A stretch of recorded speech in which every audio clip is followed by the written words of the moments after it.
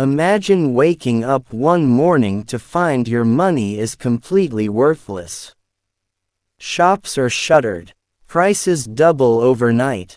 A loaf of bread costs more than your life savings. Citizens carry wheelbarrows full of cash just to buy basic groceries. And the government, it laughs. It mocks the world's warnings and sanctions as if reality doesn't apply to them. Welcome to Zimbabwe, a nation whose pride and denial would create one of the most extreme economic collapses in modern history. By the time this nightmare fully unfolded, Zimbabweans had lost not just wealth, but trust, dignity, and hope. Before we plunge into this story, make sure to hit that subscribe button and turn on notifications. Because what you're about to witness isn't just history, it's a psychological and economic warning for the world. Warning 10: The pride that started it all. In the early 2000s, Zimbabwe was a jewel of Africa. Fertile farmland, abundant resources, a literate population, and relative political stability made it the envy of the continent. People called it the breadbasket of Africa, exporting corn, tobacco, and other staples across the region. Yet beneath this surface of prosperity, a dangerous arrogance was growing. The government, led by President Robert Mugabe, increasingly ignored economic reality. International sanctions were imposed due to controversial land reform policies, which involved the forcible seizure of white-owned commercial farms. The sanctions were meant to pressure the government into fairer governance.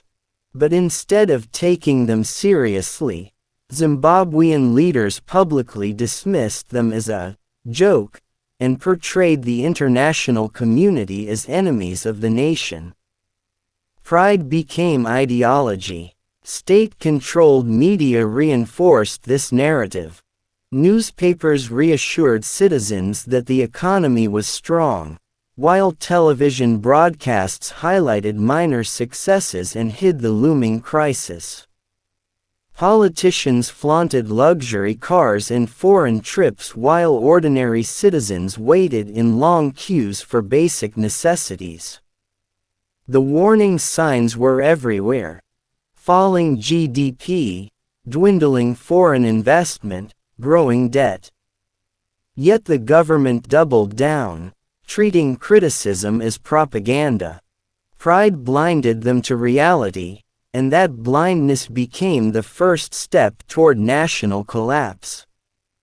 By the time citizens began feeling the pinch, the foundations were already crumbling.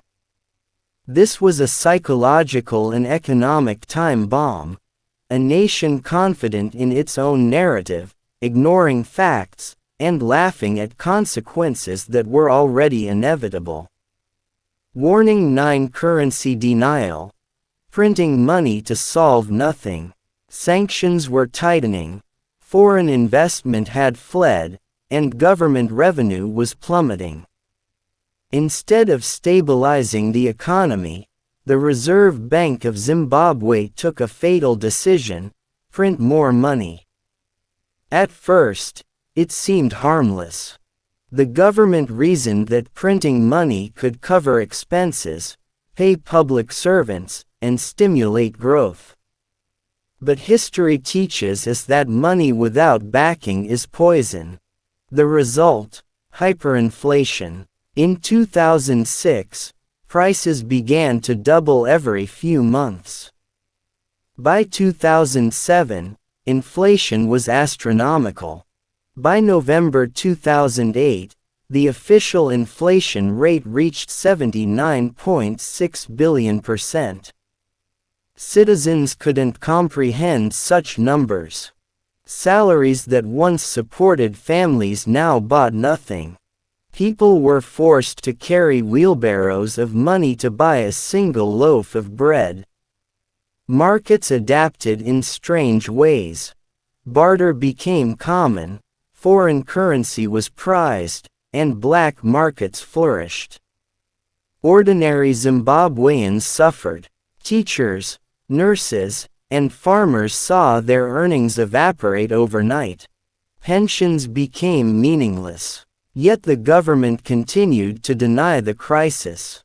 Mugabe and his ministers claimed that the inflation was a Western plot and that the Zimbabwean dollar remained strong. Currency denial became an ideology, a dangerous delusion that made every citizen pay a higher price for pride. Warning 8. The collapse of daily life. As money became worthless, everyday life in Zimbabwe descended into chaos. Shops stopped accepting Zimbabwean dollars. Supermarkets ran out of stock. Fuel stations closed. Hospitals struggled without medicine. Schools shut down. Public transport disappeared. Families abandoned homes to search for food. People adapted in remarkable ways. Urban gardens sprouted in every available space. Families bartered goods instead of paying cash. Black markets became survival hubs. But these were desperate measures, not solutions. The social fabric was unraveling. Psychologically, the nation was under immense stress. Families worried constantly about survival. Citizens were forced to witness the consequences of decisions made by leaders who ignored reality. Pride had turned into suffering, and suffering into survival instinct. Even basic human dignity was at stake. Mothers scoured trash for food. Students skipped school to work on small farms. Doctors performed surgeries without anesthesia.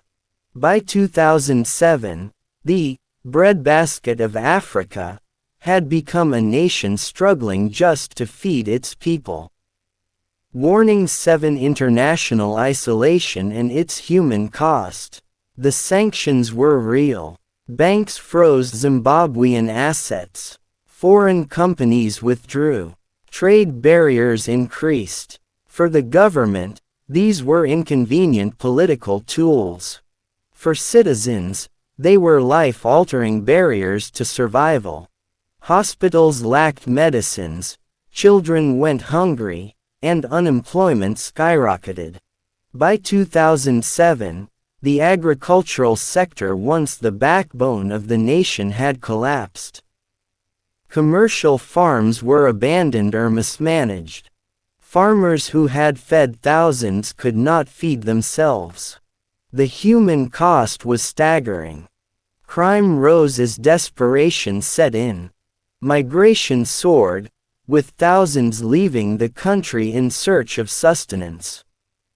Pride had turned economic sanctions originally designed to target a government into a human catastrophe. Warning 6. Lessons ignored worldwide. Zimbabwe's story is not merely history. It is a warning echoing across the globe. Today, nations like Venezuela and North Korea repeat the same mistakes, ignoring warnings, printing money without backing, and dismissing economic indicators. The psychological pattern is universal. Governments sometimes choose ideology or pride over pragmatic solutions. Citizens, blinded by nationalistic narratives or misinformation, accept suffering as normal. Zimbabwe proved that denial can escalate into catastrophe faster than most can imagine. In 2008, the world watched in disbelief as Zimbabwe's economy imploded. Yet similar patterns continue to appear worldwide. And every time pride blinds leaders to reality, history threatens to repeat itself. Warning 5. The psychological toll on a nation. Hyperinflation didn't just destroy money, it shattered minds. Imagine earning a salary in the morning, only to find that by the afternoon it could no longer buy even a cup of tea. Imagine watching decades of savings, your entire pension, wiped out in hours. By 2008, trust in the government had evaporated. Citizens became hyper-vigilant, hoarding goods and food, even as shops struggled to restock. Desperation gave rise to petty crime, black market violence, and social fragmentation. Families migrated wherever they could find food, creating mass displacement within and beyond Zimbabwe's borders. Children grew up in an environment of scarcity and fear. Education was disrupted. Hospitals could not provide adequate care. Ordinary citizens lived in a constant state of survival mode. Psychological trauma became generational. Parents watched helplessly as their children suffered. Communities that once thrived were torn apart. Mugabe's government, however, remained indifferent, projecting propaganda that painted Zimbabwe as resilient. The people, however, knew the truth. Pride had turned leadership into an instrument of suffering. And when a nation's leaders refused to face reality, the citizens pain not just economically, but mentally, emotionally, and spiritually. Warning for hyperinflation in numbers you cannot grasp. Zimbabwe's hyperinflation is legendary, but the reality is almost impossible to imagine. By November 2008, the inflation rate reached 79.6 billion%. To put it in perspective, a loaf of bread that cost $2 in 2000 cost 200 billion Zimbabwean dollars by 2008. The Reserve Bank issued notes in absurd denominations: 10 million, 100 million, even $100 trillion. But even a $100 trillion note could barely buy basic groceries. Money became so worthless that people used it for wallpaper, kindling, or children's toys. Businessmen, farmers, and ordinary workers all faced financial annihilation. Markets collapsed. Barter systems flourished. Citizens queued for hours to get scarce goods, carrying mountains of money only to receive a loaf of bread or a liter of fuel. The lesson was clear. Currency denial is not ideology, it's economic suicide. And yet, the government continued to dismiss warnings, claiming that hyperinflation was a Western fabrication. Citizens experienced the ultimate betrayal: pride, denial, and propaganda replacing economic logic. Warning: 3 modern parallels. Lessons still ignored. Zimbabwe is not just history, it's a mirror for today. Countries across the globe face the same psychological traps: denial of economic reality, excessive money printing, and nationalistic narratives over rational policy. Venezuela mirrors Zimbabwe in many ways: hyperinflation, scarcity of essentials, and leadership denial. Even developed nations flirt with dangerously high debt levels, printing money to cover deficits. Citizens globally often trust narratives over numbers, ideology over evidence. The psychological lesson is chilling. Humans tend to repeat mistakes when pride interferes with reason. Zimbabwe is proof that denial accelerates disaster. And every nation ignoring economic fundamentals risks repeating this nightmare, potentially on an even larger scale. Warning: two open-ended questions for the future. The story of Zimbabwe forces uncomfortable questions. Could this happen again, anywhere in the world? Could a country rich in resources collapse simply because leadership chose pride over pragmatism? Economics is often dismissed as cold numbers, but human psychology drives decisions. When pride blinds governments to reality, policy becomes irrational.